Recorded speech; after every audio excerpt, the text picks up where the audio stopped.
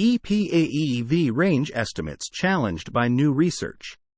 The Society of Automotive Engineers, SAE, and Car and Driver have published a report challenging the EPA's EV range estimate calculations. As revealed by countless surveys, one of the most critical specifications for EV buyers is how far the vehicle can drive on a single charge.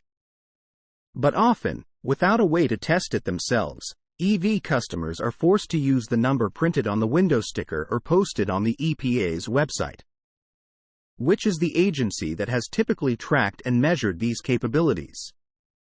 Now, those numbers are being challenged by research from SAE International and the Car and Driver magazine.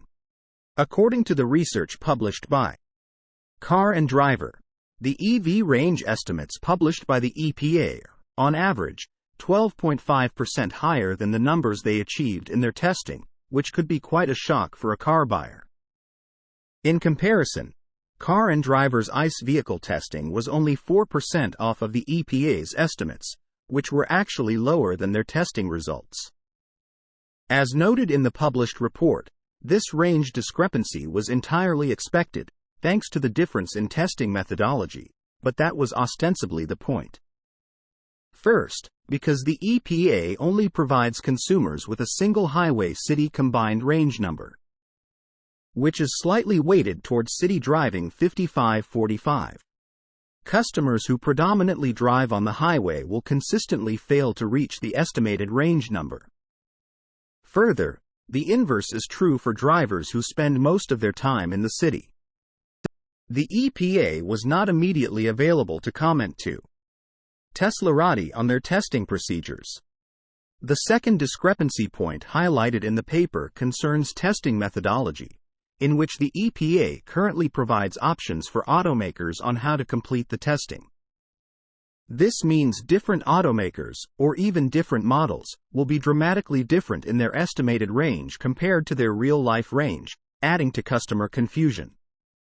Nowhere is this second point seen better than in highway testing, which is once again significantly skewed upwards.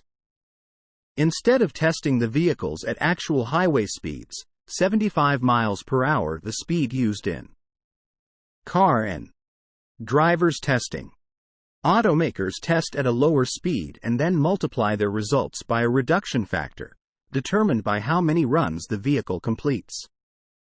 Third, and perhaps worst of all, these slight discrepancies, mixed with automakers self-reporting their results, can mean that different brands take wildly different approaches and report drastically different figures compared to real life. Perhaps the starkest example found by Car and Driver was the difference in EV range reported by Tesla and Porsche.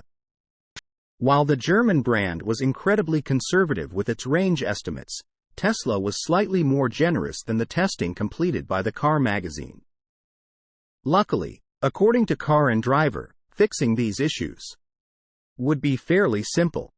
First, the paper suggests providing consumers with an EV highway and city range number, with each of those estimates being found by separate testing, similar to current gas vehicle testing.